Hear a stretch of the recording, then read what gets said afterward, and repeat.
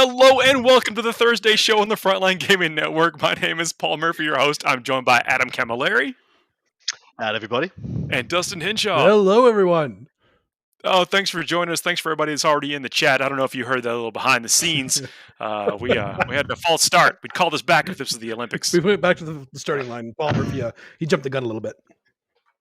Sometimes you do it. You It's get got too so much excited. enthusiasm, so much Okay. excitement to want to talk about the events this weekend. This is your weekly tournament show where we talk about some of the best and greatest and most fun and interesting tournaments coming up on the next weekend.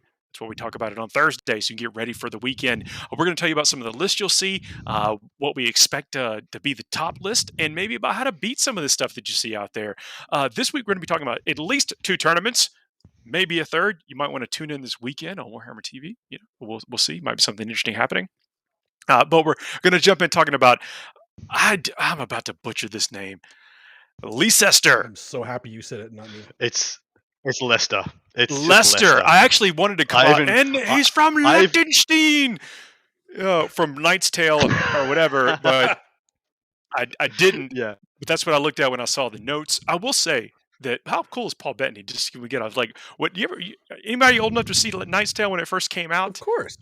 Where like Paul Bettany is in the movie as Chaucer, and I thought he was like somebody big then because he was so cool in that movie. Turns out, whatever. No, it's not what you tuned in for. I talked about tournaments. I'm talking about That's right. movie trivia. I don't know where that was going. Prevision. Anyway, and we're heading up to the Pacific Northwest for Merry Slanneshmass. It should be a good weekend. We got one big ass super major to cover, one of the slew of great events coming out of Zach and his team at the LGT crew, and then we're going over to the Pacific Northwest and that's actually a region of America that doesn't get a lot of coverage by us. So really happy to get to shine a bit of a spotlight on them because some interesting things there. It's actually a really spicy weekend. A lot of people are still thinking about how things are coalescing, running into the end of the season. With of course coming off the back of the FAQ changes as well, people are still finding their feet following that with some factions. So it's going to be a great show, guys. The West Coast in the U.S. has always been just basically a treasure trove of tournaments and competitive players and people that play in tournaments frequently. They've always hosted a lot. And you're right, this may be one of the first we featured on this show. So maybe they're picking back up again, and it's going to be cool to talk about it. I'm always excited to talk about these things. This is a right. great super major to talk about, too. I'm not going to pronounce that Leicester. I'm already going to butcher it again. So Leicester. I googled it. I actually googled the pronunciation because I'm pretty sure this is Leicester. Like you just pronounce it Leicester, Lester. Yeah, this is like Von old English Lichtenstein. spelling. Who knows? It's in exactly England. Right. I don't want to say where in England because every time we've given some geography, we've been incredibly wrong. City. And please, I mean no disrespect with the city name or I hope I'm not coming off the way. It's just that's one of the things doing this. We get a view into all over the world, and I feel like I'm learning something. Absolutely right. So Leicester City GT from, of course, Leicester, England, 358 players, 7-round super major, guys. This is a chunky event. The breakdown for you guys at home, the quick and dirty stats, as we like to call it, lovingly provided to us with a nice Control F search on BCP. Anybody can do that with just a BCP subscription. Go over and support them for supporting us. Imperial Super Faction starts off 13 Sisters, 11 Custodes, 9 Admech, 11 Astra Militarum, 21 Grey Knights, 12 Imperial Knights. So what do you guys notice there if immediately? If we called out that this is a 358 player event in England, so the numbers here may seem kind of inflated, and there are some things that I think are kind of right in line statistically. But look at that 13 Sisters list. That is a bit higher than what we've seen traditionally the last few weeks. And then Grey Knights seem like it's right in line. This would be on, exactly right. I guess, trend with the That's number not of the players. one I'm looking at. I'm looking at that 12 Imperial Knights, man. And the 11 Astra Militarum. When was the last time you saw more Guard and more Knights than Admech? Like when? Because Admech edition. is just bang. Yeah, exactly. When Knights didn't exist. That's That's not even a thing. Yeah. 13. But so Yeah, look at that. More Custodians, more Sisters. In fact, more of every other Imperial faction than AdMech. They are the least, guys. That is very, very significant. And that's one of the huge runoff portions of that FAQ change, which, of course, encompassed the points changes from chapter approved for AdMech. Jumping into the Space Marine Super faction, though. 16 unlisted Astartes. I'm very disappointed. 10 Dark Angels. Let's talk about 7... the shame for a second. List a faction so we have something to talk about. You're making Adam sad face every week, guys. This Yes, is you not are. like when we have to look at it. If you're listening to this later on, you don't have to look at it, so it's not as bad for you. But if you're watching this live, like you should, Thursday nights, like come on, it's awesome to see us. Then you The get face of scorn. the face of scorn. That's what. Yeah. The only time I think it's acceptable to call yourself Astartes is if you are mixing Astartes factions. If you are taking Blood Angels and Space Wolves, if you are taking Dark Angels and Ultramarines, you are Astartes. These guys, most of them are just like Iron Hands successors. That means you're Iron Hands. List yourselves as Iron Hands. Know what please. you are. Look in the mirror. Know what you are. You're the Sloppy, Iron is what I call Ring. it. You're the the Punishers. The Punishers, that's right. As for the rest of that, so 10 Dark Angels, 7 Space Wolves, 10 Blood Angels, 6 Ultras, 3 Salamanders, 1 Templars, 1 Raven Guard, 5 Death Watch, 5 Iron Hands, 2 Imperial Fists, 8 White Scars. So, Man. yeah, 358 players, 1 Black Templar. One. Well, that was actually a surprise to me as well, because I assumed we'd see quite a few more of those. At least, around the 5 point. The 8 White Scars is a bit impressive. Usually, so for those of you who don't know, the LGT terrain usually is a little bit on the lighter side of the I guess the 9th edition curve of terrain density. It's usually on the lighter side. So we usually see more shooting based and defensive based armies rather than the full straight line powerhouse melee ones, say Blood Angels, Space Wolf Successors and White Scars. Which is why I thought Black Templars might be the happy medium, because they're a defensible melee based army. They're a bit of the tweener, so to speak. And yet we're seeing like 7 Space Wolves, 10 Blood Angels, 8 White Scars. All the melee factions are just bang supercharged. So maybe Black there's something Templars, that we don't. A bit of maybe I would also suspect maybe be a hobby lag on those, as those models are just now, the new models are just now filtering out into the public, and there's probably quite a bit of process and build that has to happen to get those ideal list. Mm-hmm. Exactly right.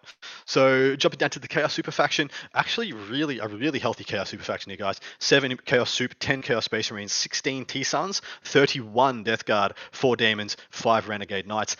So just so you know, there is 77 Imperium, 74 Astartes or Space Marines, 73 Chaos. That's actually huge for this. Them being up there with the Imperium super faction. That's mostly. What do you guys make of it? Well, I like this seeing all it these. Is. It's like 50% Death Guard. It is 50% Death Guard, but I mean, I actually was thinking about it the other day when we talked about it on the podcast too. That the Death Guard, there it is, right there. Paul Murphy showing off his Death Guard. He's painting it right now, but they feel like they actually can pull off something similar to Thick City to me. So I mean, they can.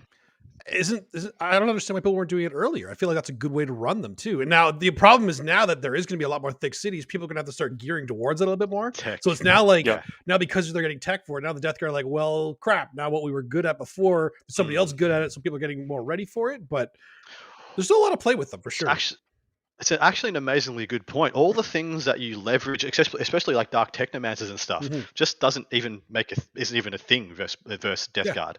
Death Guard could walk up the board, match you almost toughness to. I think Thick City is a bit tough, and just by dint of feel no pains. But toughness to toughness, your armor save is generally better than their armor save. Your invulns are quite comparable, and your damage is legitimately separate. It gets a little bit cut down with the -1. They're both they're both benefiting from that. But I think you're right. The Death Guard probably have enough to overwhelm because they have more models and more full-person vulnerables.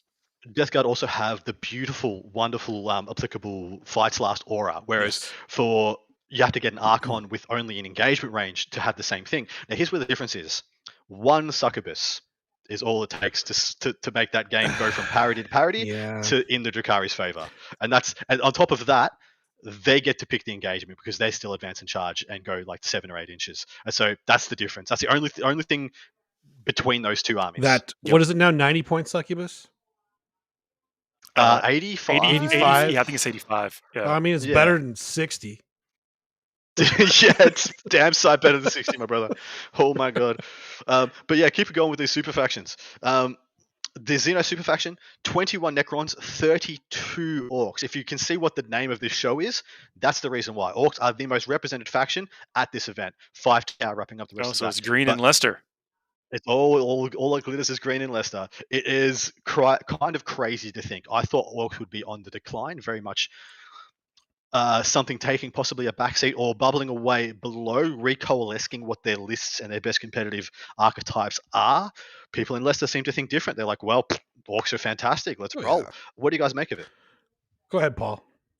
No, the orcs are still good. I mean, Mhm. really, the balance has brought it. So what we've seen in some comments actually in the chat too about the reduction of flyers has kind of cut the legs out of some of these factions. Is probably why. And terrain. So there's flyers. The relevance of terrain could make gun lines and less appealing. So AdMech are going to, I think, suffer a bit because without their flyers, they're relying on gun lines Mhm. to some extent. And so if there's really good, or at least the thought of really good terrain, you're going to see those kind of armies shift to the backside. The orcs, on the other hand, still a very effective with their firepower. Relatively don't care about terrain because of their other vehicles, and they can still pack a couple of flyers. So they've been hit, I guess, on paper, a lot less than the AdMech, and they're just going to shift what the build is, what they take, to something else, and it's going to be less. I mean, it's going to be less of a fun sponge. They're going to have more interactive Yeah. pieces Yeah. on the table, but they still have that all in their codex to be able to interact, to take terrain out of the equation, and to bring on the firepower. Well, you look at the Orc Codex and you're like, oh, cool, they had one supercharged shooting list. But as soon as you took away the shooting list, well, this is just a melee army. It was always a melee army. It just had one crazy good shooting build. And so I've heard of some builds out there that are bubbling away right now. There's a really cool Goths and Death Skulls list that I've been heard thrown around. Of course, there's still like the kill rigs that I think are phenomenally good. Still taking 2 planes is fine. Death Copters and bikes. 2 kill rigs, 2 planes, a couple of buggies. You couple of know, buggies, couple of truck boys, couple of really smashy characters. You got yourself a list. yeah. It's like double Highlander, man. You can just bring Alright. 2 of all the good stuff. That's all you need to do too. I don't the nerf to orcs didn't nerf them, it just changed their build, like you were saying. Like it's not they're still very good.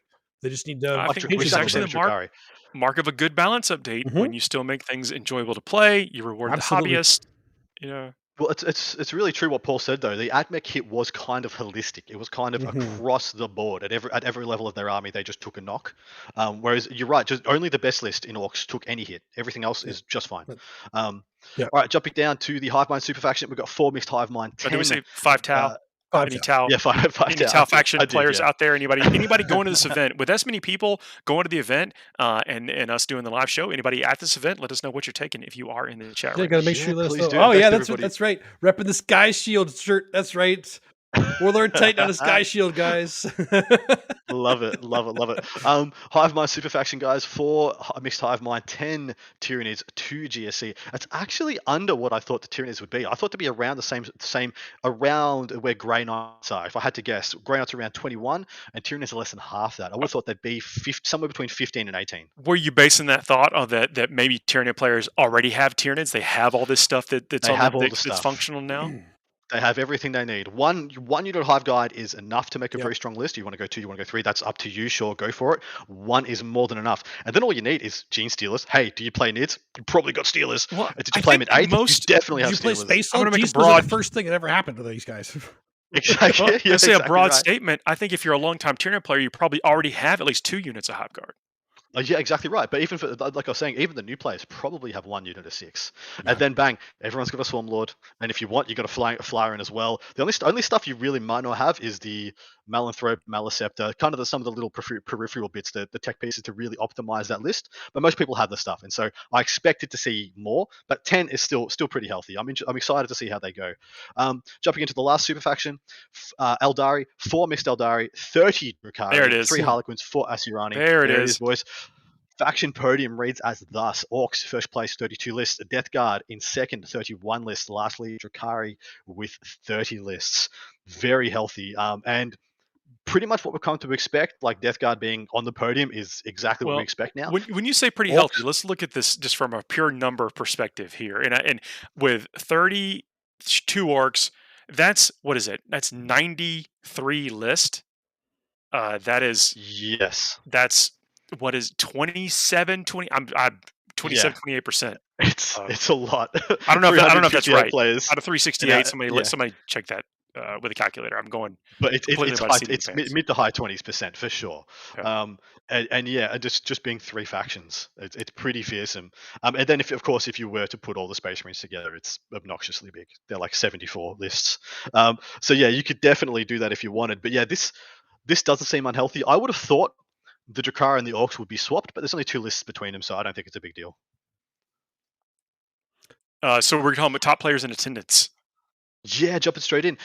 So I'm going to do these ones, and then I'm going to get our man Dustin to do the breakdown for Merry Slanneshmass. But top players in attendance, first ranked gentleman is the second ranked gentleman in the UK. His name's Malik Amin Rubio. You may have heard of him. The LGT, he won both the Invitational and the Open. Absolute behemoth at the moment, and he's sticking with his tried and true AdMech. Attaboy. This is literally what an AdMech list looks like.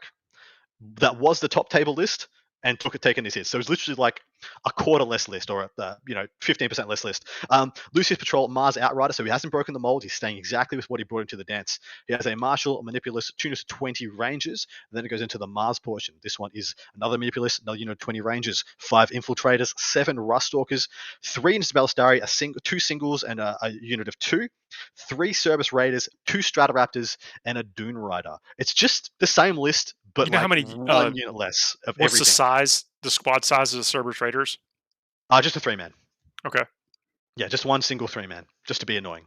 Yeah. Because the Cerberus Raiders got hit almost the hardest of all of them. They did. Like they went up phenomenally. And so yeah, I really only expect to see 1, maybe 2 units of 3. I wouldn't expect to see the 8-mans and 9-mans and 7-mans. But yeah, so it's still like 2 planes. It's still 3 20-man bricks. It's still 1 sizable unit of Ruststalkers, a little unit of Infiltrators to show up your rod and engage points, and then just the support characters. It's pretty tidy still. It's pretty good still. It's going to do fine. But it is just like, it's almost like you lost 1 troop choice, 1 fast attack, 1 elite, and 1 heavy support from your army, and it's just got condensed a bit. Still looks like a good list though. I like it. I'm glad that I'm still seeing some more people that are sticking with the AdMech. I don't like everybody falling off. They got nerfed. Don't want to play them anymore. This is a top player sticking with them, boys. That's right. It's still doable. Very doable. Don't give up on your faction. They're still very potent faction. It's just one of those where people that want to stay on the bleeding edge of things, as a self-confessed filthy meta chaser, I completely understand and sympathize. But there is something to be said about complete familiarity with your list, consistency of knowing when to use every stratagem, when to do things, and still using an absolute deadly weapon in the form of the Mechanicus. The only thing I would have liked to have seen is one of the Ranger bricks change into Vanguard. I feel like with the change to durability based list at the moment, that we're seeing this bit of a resurgence that we saw as the start of 8th edition. Things like Thick City, things like still got buggies around, still got like kill rigs and things of that ilk, Dread Knights. Just having those 20 guys who can just dump those 5s to hit auto wound onto something like a unit of Talos, unit of Grotesque, etc. I feel like that's still very valuable. But it's obviously he's got a plan in mind. But that's just what I would do for me. So never going to tell somebody like Malik he's wrong. Yeah, that's fair. But, all right. No, I was just going to say faction expert sort of thing. So he obviously knows what he's doing. Yeah. He obviously knows what he's doing. For my taste, I want that one unit of Vanguard. Next up is Greg Chamberlain, ranked 5th in the UK. He's playing Death Guard, Mortarian's Anvil Battalion, and a Supreme Command. You know what's coming.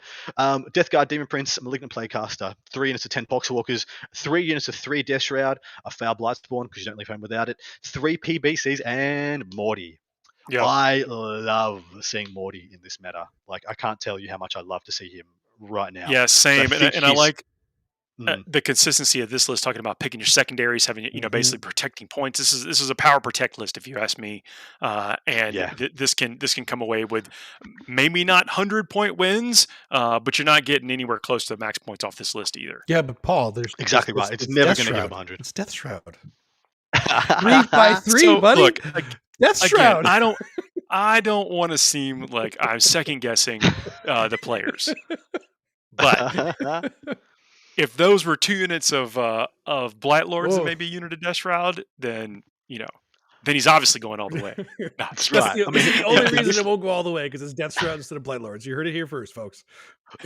So in this list, he needs the Death Shroud to offset the play. I really hope Greg wins. That's why he has to have 3 squads. I really hope Greg wins. I do as well. I would love to see Morty get a podium. No, you can have. So what you have with the Death Shroud, so you need the Heretic Astartes keyword, and those Yeah. you can get that for multiple things. Fair enough. Fair enough. But yeah, how do you guys feel about Morty in this meta? Because I actually think he's quietly okay here because he has his big swings are really relevant. The big swings and the -1 toughness, like the aura plus the no re-rolls, which is quite big for a couple of different factors out there. Things like Grey Knights especially have a lot of re-rolls here, there, and everywhere. But yeah, I actually don't hate Morty in this meta. I mean, I don't think he's amazing, but he's not gonna shake up things too great. But if you wanted to shore up your scoreline and just make sure you're never gonna get blown out, Morty seems like a good problem solver. Realistically, Mortarion is, I mean, you've made your opponent's decisions for them in the first 2 rounds. That's one of the things that I don't like, or what I criticize some of the larger models for, is that you've quite literally made all your opponent's firing resolution decisions for them in the first 1 or 2 rounds of the game. And that might not be a bad thing. If that is enough time for you to develop whatever other strategy you want, or it's still not enough time for you to lose any significant ground or points or whatever, then yeah, go for it. Well, what just picked him up now? There's no 4 Stratoraptors. There's no WAS bombs and 6 or 7 what are they called, the scrap jets. There's like, what actually just kills him in a turn in this game? I don't think much. That's the only thing though, because Morty right now, I love him to bring him because you want something big like that. But the problem is that because Knights are starting to come back in the meta too, people are going to be bringing all these guns that are good against Morty as well.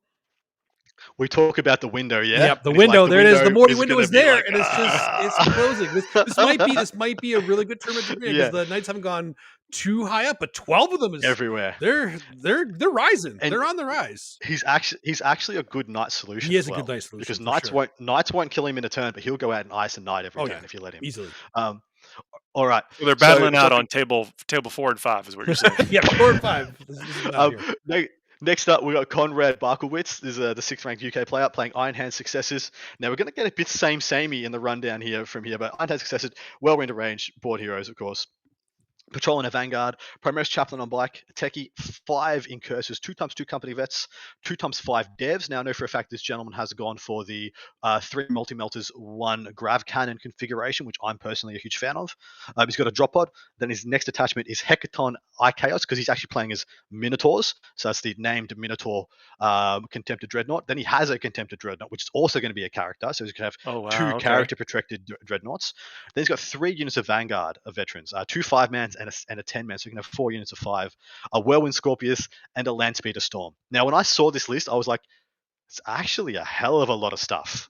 Really? It's actually a legitimate amount of stuff. What do you think? What do you guys think about the Landspeeder Storm and the Whirlwind Scorpius? I mean, we haven't seen those in forever. The Landspeeder Storms pop up here, there, and everywhere. When you want to have, especially for Iron Hands, when you can just keep them alive a little bit easier.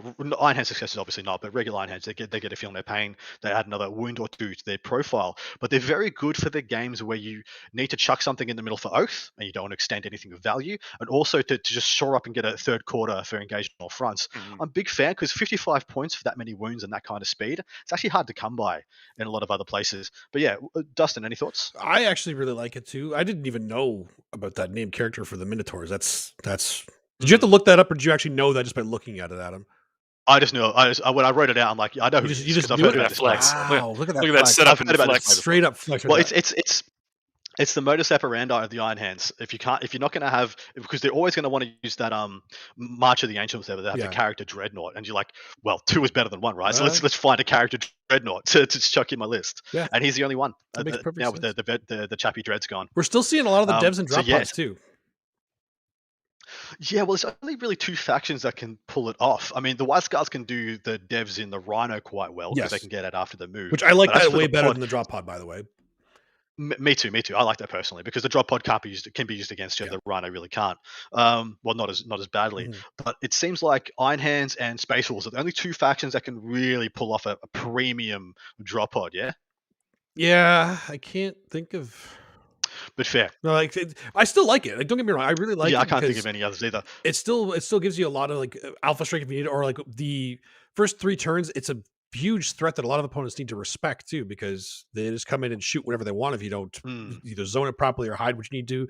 And I actually like the whirlwinds. Exactly right. I like it's a nice tech piece in these kind of lists. He does have the Vanguard vets running up there too, and I actually like it. Yeah. Some out of the line of sight shooting, there's never anything wrong with that too. So people can't just It's a lot of Vanguard they vets. can't just like have a 5-man There's a or lot a of 10-man Vanguard cultist vets, yeah. squad guarding an objective in your backline because you're going to get shot by a whirlwind.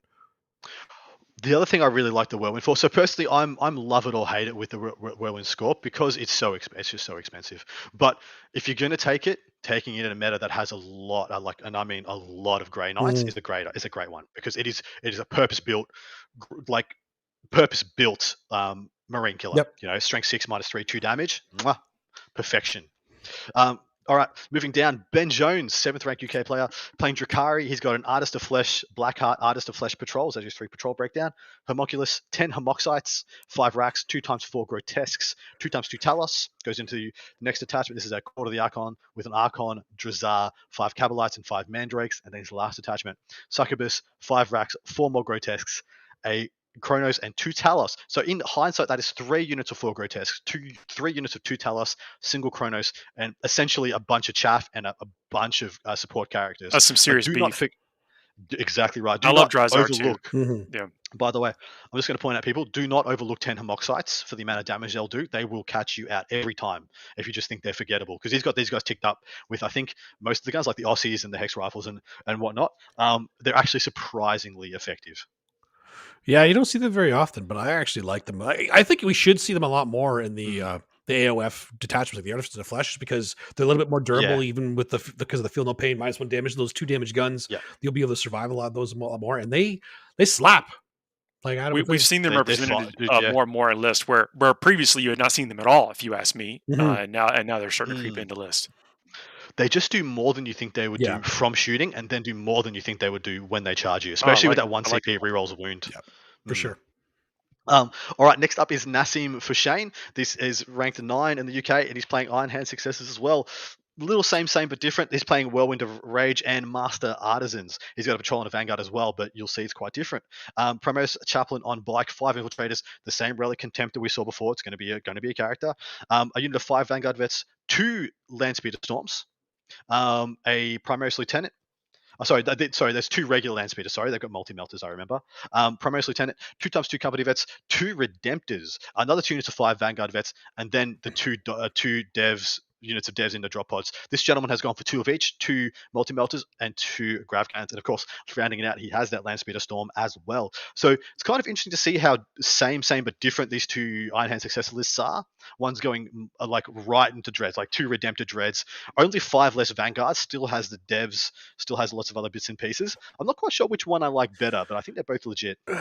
See, I'm going to say something probably not that popular, but I'm becoming less of a fan of Contemptors. Now, I get why you take a Contemptor in these kind of lists, because you make them a character so they can't be targeted. It makes perfect sense for those ones. But I like Redemptors way more, like in general. You heard it here first. Dustin says throw your Contemptors away. In the bin. I did not. In the bin. Just against me, don't use them, because they're actually really effective against the armies I play. I guess. Microwave them down, make a base out of them. You're good. I just against some of the top armies, like against Grey Knights, they don't get a lot of value. Because the mortal wounds, they get the saves against that. They'll get 2-up save against a lot of with their in cover, and it's just not efficient against them. And against some of the other ones, the same kind of thing. But Redemptors, I just feel, because they're good at close combat too, and they're always taking Whirlwind the Rage too. And they hurt in close combat when they get in. Every other time they just got 7 hits. Yeah, you know? Seriously, it's ridiculous. I actually really like them. I'm a big fan of Redemptors above Contemptors. I get again. Having them in Iron Hands makes perfect sense. Make them a character, can't be targeted, perfect. But you're looking at it like devoid of emotion. You're thinking these stats line up on the Redemptor, line up really well against what you might actually encounter. Exactly. So that's why I look at those things. I think that's what you're saying, and I can get on board 100%. With that. Paul gets me. Last of the top gentlemen in attendance, Dom Maidlow is ranked 10th in the UK. Bit same here, guys. Drukhari, Artist of Flesh. Now he's got Test of Skill and Precise Killers, so he's got a custom Witch Cult. Then he's got Blackheart for his last attachment. Drazar, Homunculus, 14, 5, 5 racks, so a unit of 14, 2 units of 5, 2 units of 4 Grotesques, a unit of 3 Talos, unit of 2 Talos, and then into the Witch Cult. A Succubus, 5 Witches, 2 times 5 Hellions, and then into the Blackheart portion. He's got a Quarter of the Archon, an Archon, a unit of Rax, 5 Incubi, and a Raider. I'm going to say it right now. This list feels like it's trying to do too much, which is interesting to say for a Drukhari list that used to do it all. Still trying no, to do that is a everything. bold statement. Why do you feel that way? Explain yourself, Adam. We can get behind it. We just need you to explain it. So it's trying to be a thick city, but it doesn't actually have enough thick city to be thick city. Like he's got a unit of 3 Talos, a unit of 2 Talos, and only 2 units of 4 Grotesques. So essentially, if your unit of 3 Talos get alpha struck, are you still thick city anymore? And then into the test of skill part. Well, I do like this, which is 2 times 5 Hellions. That makes a lot of sense. But to get the most out of that test of skill and precise killers, the Hellion units need to be bigger. Otherwise, they're not going to go in and kill a killer Talos, killer Kronos. Let alone, I think Sean Naden himself said to me personally, he said that the 10-man Hellions go in and on average kill a Dread Knight. 5 will not do that. I think those are there. I mean, look, just to play near. counterpoint, I think those are largely there to do a little flyer maintenance. That's true as well, but fires are massively on the decline, which is also a thing as well. Well, maybe he's trying to. I think I hear hearing what you're saying though, but maybe he's trying to hedge his bets. He's like, I just need a little bit of this, a little bit of that to make my press offense here. Yeah, and I think it's a good list. It's a very good list, but I feel like it's same with the Raider as well. He's got a Raider that's just going to have 5 Incubi, Succubus, and his Archon in it, and that's all. The whole purpose is just to sling it around. I like that play a lot. I do. I usually like to see it with another relevant melee unit in it. Like if you have 2 units of Incubi and 2 characters, or 2. Sorry, you'd only get 1 character in there at that point. But it just, I don't know. It feels like it needed 1 more unit in any one of these 3 columns, like another unit of Incubi, 1 large, 5 more Hellions, a unit of 5, unit of 10, or just a 3rd Grotesque in that squad. But this dude obviously knows what he's doing, and this list will be good into a lot of the traditional Drukhari matchups. Like this is still going to hold very good into things like Marines, things like sorry, you go. I've been talking too long. No, I think you're highlighting a very good point here. Is that all these things individually are really great, but maybe there's not enough of them to break through some of those areas of resistance where you might find, or quite enough to do the damage that the units are intended to do. So if you do run up against something that it is a little bit heavier on the things that you've built to counter, then you have no counters. You basically have no answers and all questions. I don't think that's quite the situation we're in with this list, but you're highlighting that list building philosophy that players can get drugged out into.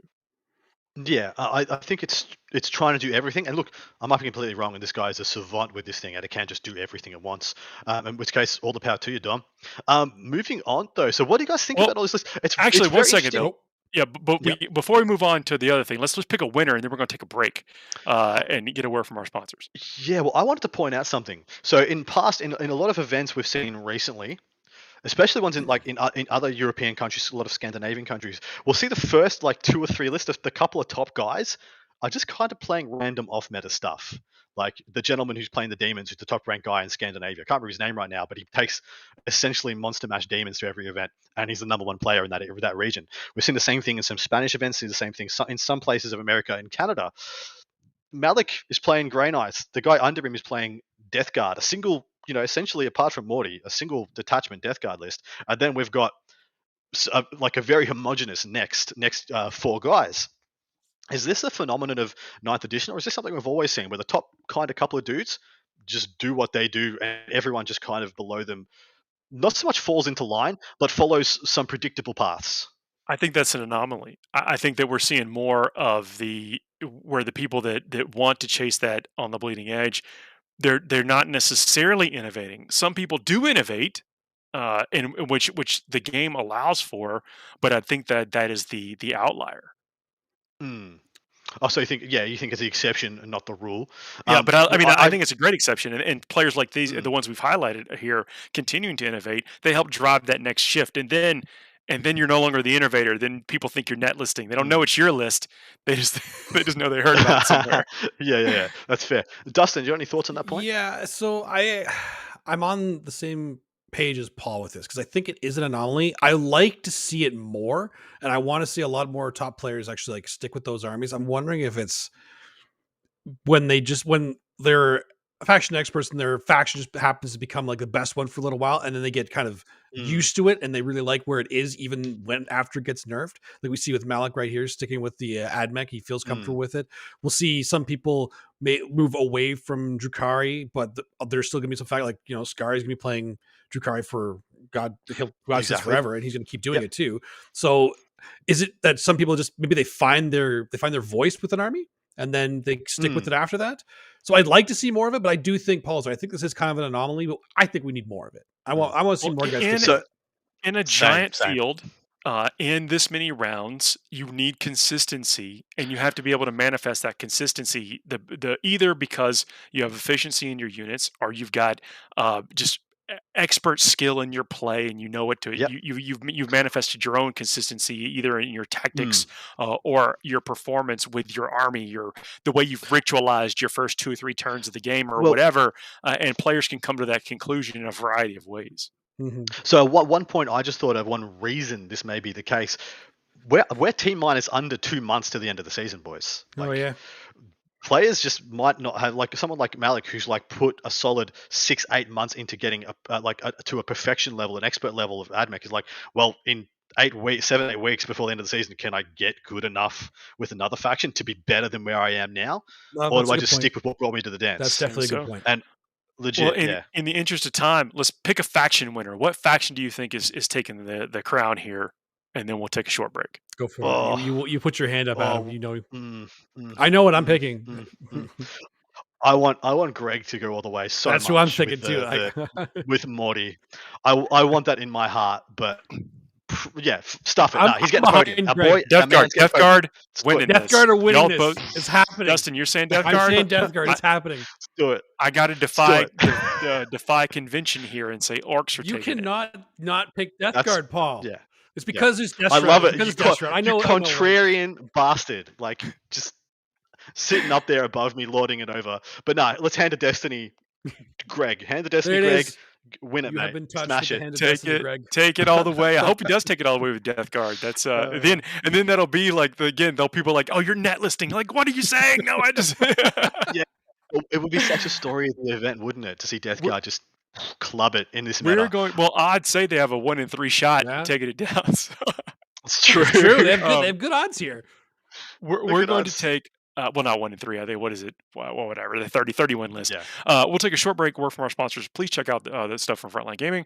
This is the network you're listening on. They got great stuff. We're going to come back in just a minute and talk about Merry Slanneshmass. At Frontline Gaming, we make the best tabletop gaming mats in the universe. Our mats are durable, rollable, foldable, wipeable, and storable. Oh, and they look damn great too. Join the thousands of tournament regulars and garage gamers who use our mats to bring their gaming surfaces to life. To ensure quality, Frontline Gaming mats are custom made one at a time, printed with high quality ink.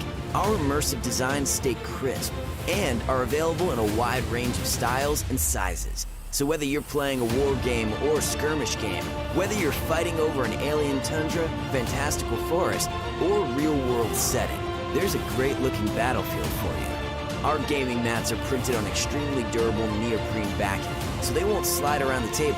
And they're thick enough to stay flat, protecting what's underneath and allowing for slight uneven surfaces.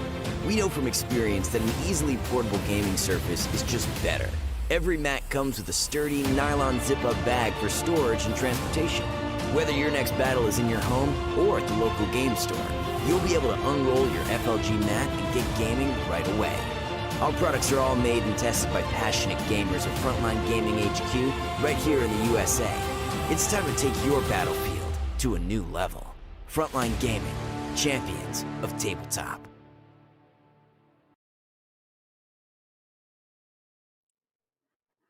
We are back, everybody. Thanks for checking out that word from our sponsors. Please don't forget to like, share, subscribe, leave a 5-star review if you haven't already. Those are some hassle-free ways you can interact with the show that helps kind of the algorithms help other people find us. And then we get to have this amazing chat be kicking off every week. And thank you very much for the comments, encouraging us to keep going here in the chat. We really appreciate y'all tuning in live. And the people that listen later, we appreciate that too. We appreciate it. So next one we're going to be talking about is up in the ocean shores. Is that the place? That is the place. That's the name of the place? It's, That's awesome. it's just called, as far as I could figure out, it was just called Ocean Shore. It could be. It is a thing. It could be a place. Wait. This is the thing. You get to learn so much geography. Most all over the islands- place. It's on the ocean. Most islands tend to have it, It's near the ocean, right? It has to be near the ocean. 78 player 6-round major event. Dustin, I'm gonna let you take it away. Run down the quick and dirty stats. Go over the quick and dirty stats. We'll start off with the Imperial Super Faction. We have 2 Imperium Soup, 3 Sisters, 1 Custodes, 1 Admech, 1 Astra Militarum, 4 Grey Knights, and 5 Imperial Knights, making it outnumbering all of the other Imperial Super Factions here. I love seeing that. Do you have any thoughts on that, Paul? No lie. So a buddy of mine's been messaging me. He's like on the hunt for knights, and he's gathering up all these knights from all over parts of the world because a lot of people are scooping them up, and so people I think are having a little bit of a scarcity trying to assemble and their knight armies, especially as the performance that we've been seeing. And I think they really have a place and a relevance in the 40K meta right now, which is cool. Yeah. Oh, man, I watched a knight verse. So best knight list you can make, the free blade lance with the Megaeras and the Warglaives and whatnot, versus the 5 Dread Knight Grey Knight list. And it was the Grey Knight list is considered to be one of the best, if not possibly the best army or most well-rounded army at the moment. And the Knights won. Like the one by a couple of points. Oh, It was I was going to say you didn't watch the crazy. Sutter Scrub one then, because we played that Oh, exact hang on. same matchup too. We What got a happened couple that cool one? comments in the Forget which chat. one. So it is Ocean Shores. We got that right. Nailed it. So look at that. Awesome. And then Nicky D. Williams says that his buddy Nick is running Black Templars, and he's calling a shot. He says it's going to be a big weekend for him. Oh, all right. Beautiful. Like hearing that, the confidence there. We'll talk about the Space Marine Super Faction then. So we have 4 Dark Angels, 3 Space Wolves, 1 Blood Angel, 1 Iron Hands, 2 Ultramarines, 2 Salamanders, and 4 Black Templars, including the Black Templar player being called up by Nicky Williams here. So we Love got it. a good spread here. I kind of like it. More Black Templars here, which I like to see too. I guess the hobby leg is a yeah. little better in Washington by the ocean shores. That is, we got a good representation of Space Wolves, which we've seen them on Mm-hmm. the just Yep. increase recently.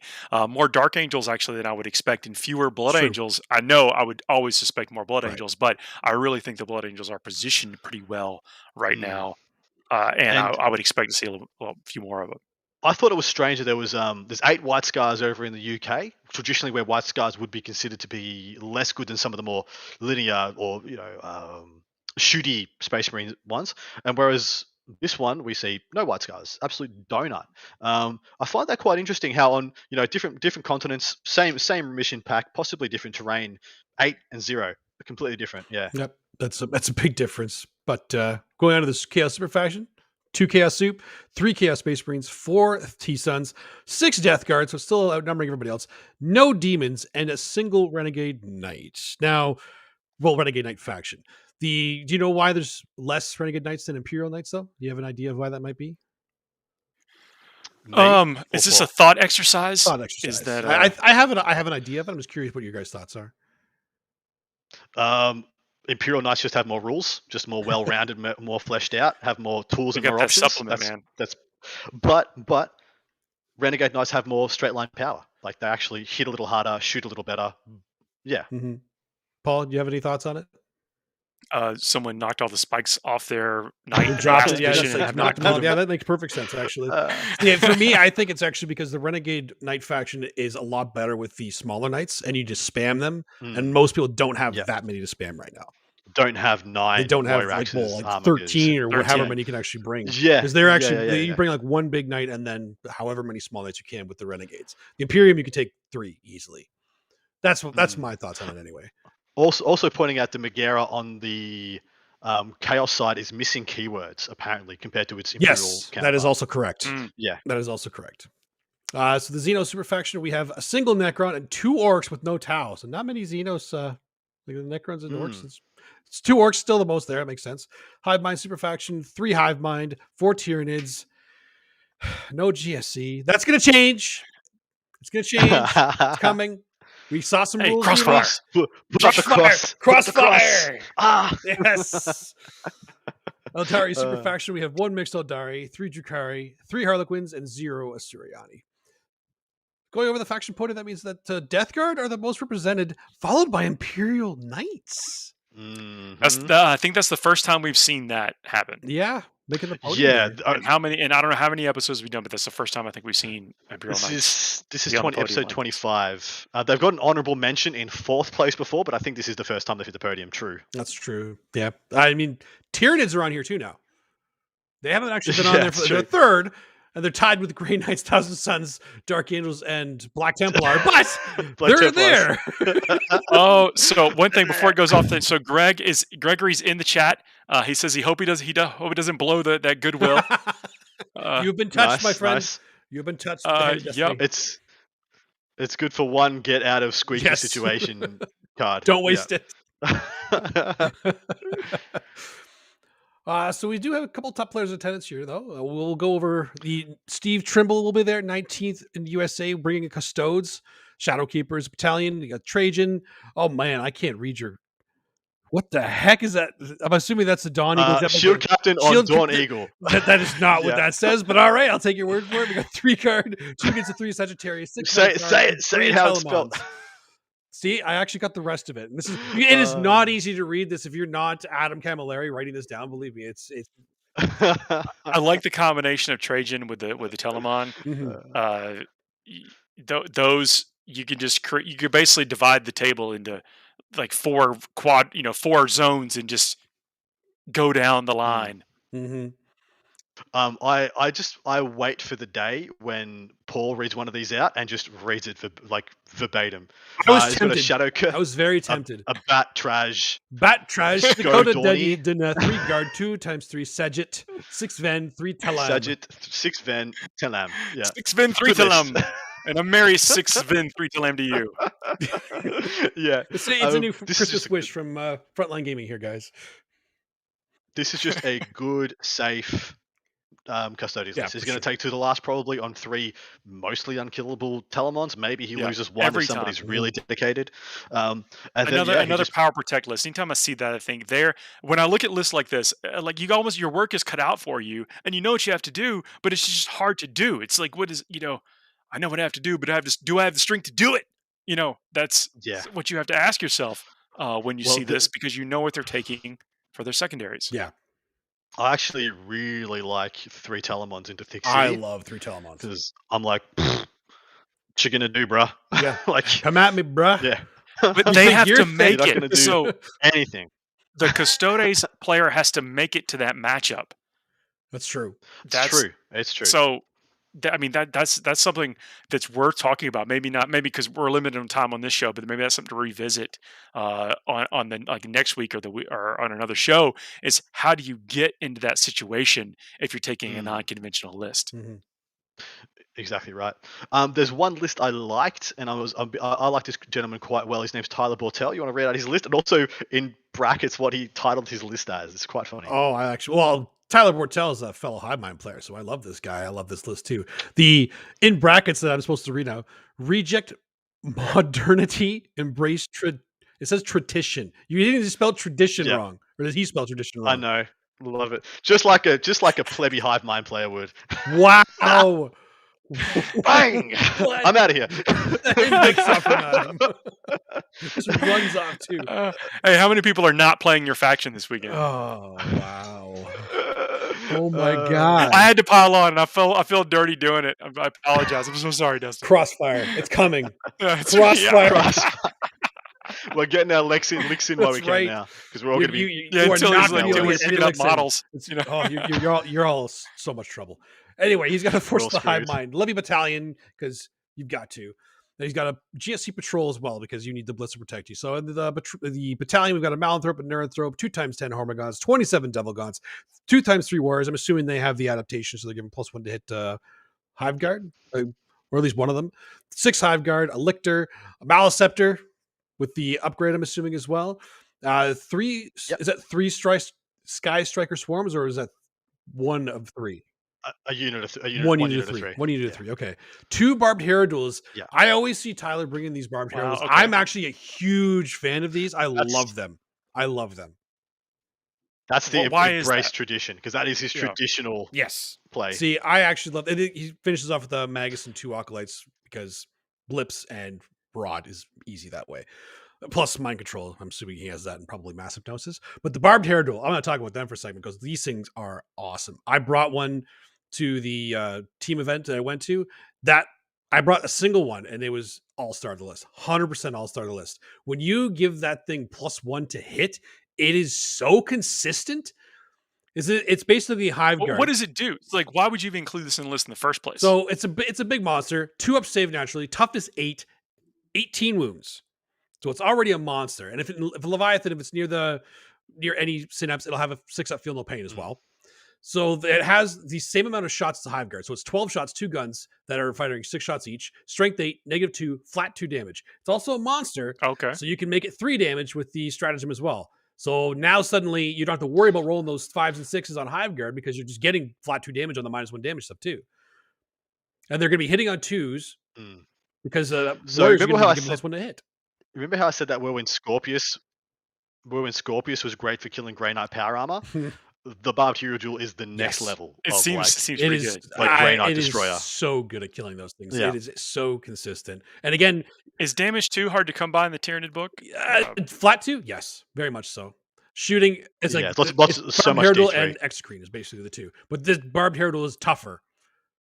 It has more shots technically now too. Plus, it's really good in close combat. It only has 4 attacks, but when it's hitting on 2s, it rerolls 1s because they're giant talons. And this D3 +3 damage, strength 10.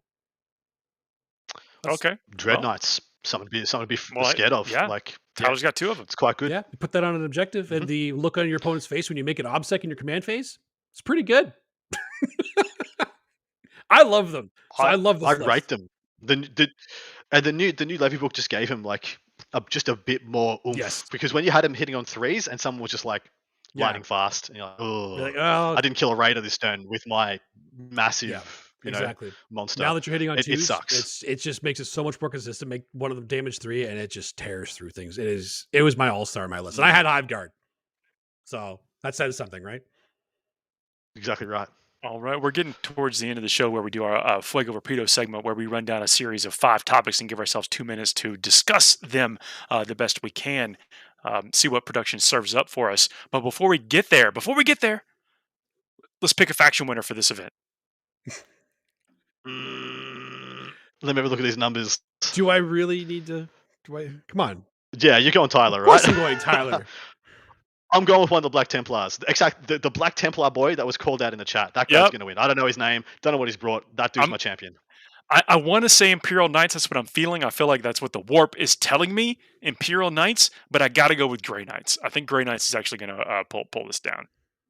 Okay. I think with the all with Grey picks, Knights, I don't think that there is enough in the way here of the Grey Knights. I think the Grey Knights, at least what we saw recently, is that they seem to kind of lose steam before they get all the way to the final round. I don't think that's going to be the case this weekend, and I think they're going all the way in the 78-player 6-round major event in Washington. So, Merry Slanneshmass. Is there another? So, I'll give us 2 minutes on what's going down this weekend, Paul. Where can people find it now that people have tuned in? We got a full chat. There's a pretty auspicious event. People might want to. Oh, thank you for the tee up. So this weekend, on Warhammer TV, we're going to be doing the finals for the U.S. Open Series. The Games Workshop has been putting on a series of open events through several different places around the country. There's been 3 of them in the finals, where some of the top finishers in certain categories have been invited for an invitational event that's going to be live on Twitch this weekend on twitch.com/Warhammer TV. And you might see me there talking about some of the games. So please come in and join us if you're around this weekend and have some spare time. Would love to see you there in the chat. Wow. All right. So faction winners been picked by all 3 of us. We'll come. You have to come back next week and see if we're right about this kind of stuff, which we will do with these shows every Thursday. From here, going into the new year, going to be here every week as far as we know, right? I don't even, we'll see how the dates line up. And if there's any disruption in that, I'll let you know. But I plan to be here every Thursday talking about what's going on in Warhammer. Me too. Oh yeah, for sure. Everybody. Ain't gonna miss it for the world. Alrighty, so all right, here we go. Now the Fuego Rapido. This is a segment on the show. If you're new here, this is where we go down the series of topics. We give ourselves 2 minutes to talk about them. When the 2 minutes starts, we start. When they're done, we cut it off and go on to the next segment. Here we go. As soon as the clock comes up on the screen, I will get going. Worst job in the Imperium. What is it, Dustin? Space Wolf Kennel Cleaner. What, for like the Fenrisian wolves? Fenrisian wolves. I love how you make called a it. I thought you were going lot to of say poop. no, just all of them. just the space marines. That's where they go. Yeah, just in the kennel.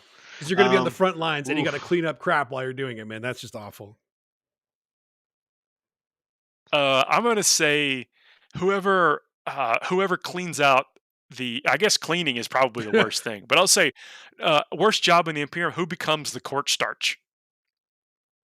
The cornstarch? That's the what? The corpse starch. Oh, the corpse starch. There is. Yes. I don't know what that is. Oh, you necromunda noobs. You put it into any kind of liquid to make it thicker when you cook. Cornstarch. Corpse. I know, but you said corn and corpse, whatever. Tell me what it is. It is exactly what it is. Basically, like the nutrient of the necromunda underhives or whatever. Everybody's like, get your corpse starch here. Is it Soylent Green? Well, I don't even think they disguise it because it has corpse in the title. I mean, I wouldn't either. I mean, I'd want to try. It's not a snack you have at the movies, that's for sure. I think you have to because that might be the only food that you The only food, just get a big sack of corpse starch. I don't know. I'll have to figure it out. It I was like gonna say servitor, but they actually have it better than a lot of other people because they don't have to think about nothing. I was gonna say medic conscript. Conscript's medic. Yeah. Because you just know you're surrounded by dumbasses and it's your job to put them back together. In like the But ones- I mean, that's job security. It's imaginable. You never get Didn't the conscripts used to wear the bomb collars? The penal legion, yeah. Oh, I remember, those- the penal legions, yeah. That was cool. That was cool back in the day. Yeah. Oh, sorry. We're out of time. I know this is. Whoops. There's lots of. Whoops. Let us know what your terrible job idea is. Most underrated melee army. Adam, we'll start with you. And don't you say what I think you're going to say. I've already slapped Dustin once. Do I want to just tee it up for a second? Well, no, we're good. I think most underrated at the moment is probably Black Templars, not getting the respect that and this is saying from me personally, I don't respect them. I didn't respect them when I first reviewed that book. I thought they were trash. But seeing them and playing them a bit, I think they are a You coming around? army. So I'm coming around, guys. I'm coming around. okay. I'm going to say White Dustin, So go ahead, I'm gonna Paul. say Go ahead, Westguard. Paul. really nice. Yeah. nice. I think they're underrated. Yeah. I think that because they're not known for there's like we'll just be fast. We'll just be fast places, but you still have to convert. You have to get there and then convert. And I don't think people think White Scars have that potential to convert. Yeah, I could see that. Fair. You want to know what mine is? Dustin. What my underrated melee faction is? What you got? It's GSC, guys. Come like. Did Yeah. anybody listening to this really expect me to say anything else? If you didn't I had know what I was going to hopes. say, So you don't think they listen can to the show enough. hang in there? You think that if enough people were playing Gene Stealer Cults right now, they would be winning? They would be winning more games than they are. Yes. Why is their win rate so low? Because nobody's playing them. Nobody plays them. Well, technically, I- win rate is just the percentage that you get to the Yeah, dance. that's because those people that are playing them, Yes. they're not many of them. They're getting outnumbered by everything else. You need practice with these things. GSC are not a pick up and play army. They require a lot of practice. They require no mistakes. If you get punished for mistakes with GSC, but they are very underrated in close combat. Like the amount of times that people have looked at me and said, "Are you sure that's what your melee unit does?" Come on. Yes, I'm when you're sure. beating with a stop sign. So There we go. Out of this- time. No, Best fine. holiday. So sorry, this is best holiday destination, and this is Adam talking. So it's best vacation destination in So- North America. For those who don't know, I'm currently in the States, looking for a nice trip, looking for maybe taking myself on a nice weekend off. In all of North America, that's everywhere from Texas up to whatever's at the top of Canada. Where should I go? Oh, we're Oh, helping man, you come on, out. it's Disney World.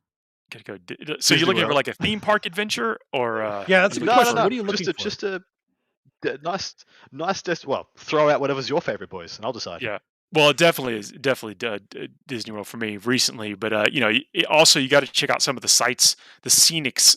America has so much great green area, and then just some nature that you probably have not witnessed. So you got to check out some mountains, some forest. If you can get forest on a mountain, even better. Nice. You know, Yeah. See, for me, Love it.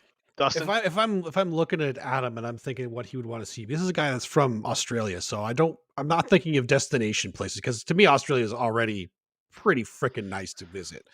So if you're looking for something It's else, pretty nice. I like Universal Studios, all those kind of theme parks. But you know what you should go to? You should go to like Canada's Wonderland here because that's just down the street from me, and then you can come hang out with me. All the roller coasters in there, like come on, man! If you're a roller coaster guy, absolutely. That's in terms of like a destination. Dustin has place.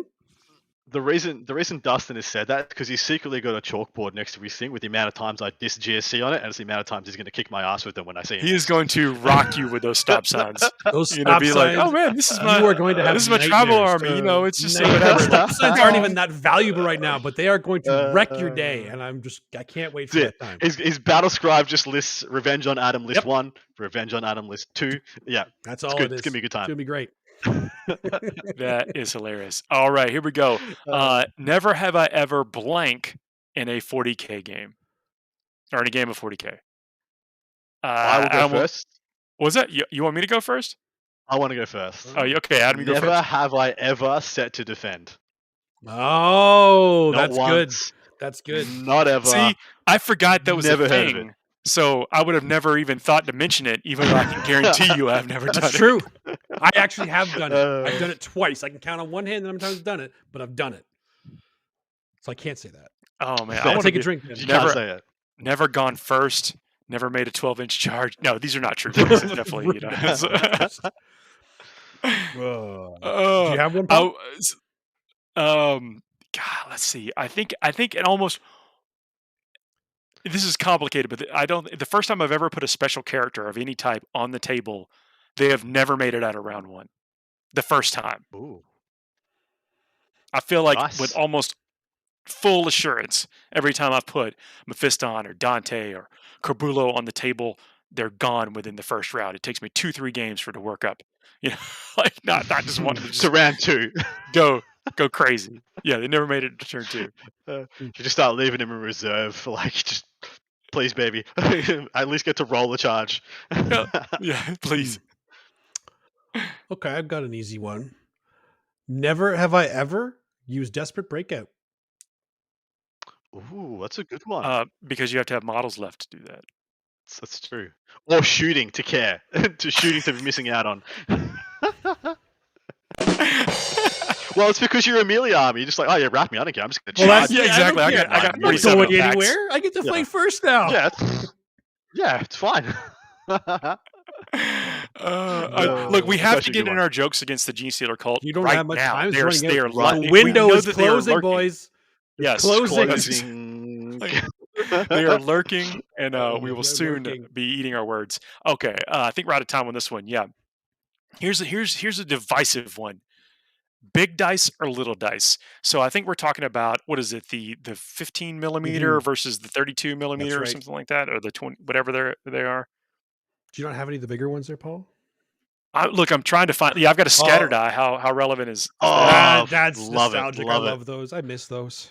Put it on a plinth. Look, it's always close by. from a Look, you know, bygone I era. would say, what, 4 years ago would have not known where this was. Dude, when I was playing 7th, I couldn't find a damn scatter Yeah, die. and now they're since everywhere. the game, since it's finished, I've got a bag full. Just outrageous. Do you know what I also found? A bunch of misfire dice, a bunch of Oh, I artillery love dice. those too. That's pretty funny. I got a lot of those. Yep. Me Oh too. yeah. That's going. So what do you think? Big dice, little dice? Go ahead, Adam. I think you have an opinion on this. It's not even a question. It's big dice. Big dice. Big dice, No, big number. dice. It's just 30. It's just 30. It's just 32 mils, right? The 32 mil dice. Yeah, I think I prefer them Yeah. now. But at the same time, you know, I've also in the past used blocks of the 30. What is it? 36 dice. You know, or whatever. When I was playing Cadians all the way through 8th edition, I used little dice because it just let me throw first rank, second ranks a lot quicker. But I had my first rank, second rank dice in a cube, and I could just the exact number, I just pour it out and roll it, and then I played with big dice for everything else. Yeah. But I think Dustin's going to disagree with me. Not necessarily. I usually prefer the bigger dice because you need to be able to see the stud whenever I roll a 6. That's a big, Oh, there you go. it's a big deal for those. That's flex. But I do make sure that I have both because I use the little dice for wound counters usually. So I almost never roll the little ones now because when I do, they always roll poorly. Every time. There They you know go. you've forsaken Yeah, them. they know. They know. 10 seconds, Paul. What's your preference? Oh, I think bigger dice. I think bigger dice now because you're. It's easier to communicate across the table with your opponent, and there's never an issue of Harder to hide seeing it. it. I think. I get it. Yeah. So I think that's the best for now. But hey, that's the end. That's the end of this segment. This has been a great one. I really appreciate everyone coming and joining us in the chat. Keeps it lively.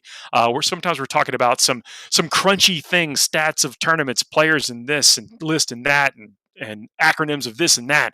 But the chat keeps it entertaining. Keeps it entertaining every single week. It means so much. That's our show for this week. Yeah. Adam, Dustin, y'all got anything to add before we wrap this show up? No, you guys are the show. Chat, Paul, Adam. This is why I'm here. This is why I'll keep coming. So keep it up. Join us next week. Love the chat. Come check us out on the channel I mentioned at Warhammer TV on this coming weekend for the finals of the U.S. Open. Stay tuned. Watch this space for all the exciting tournament news and predictions coming up.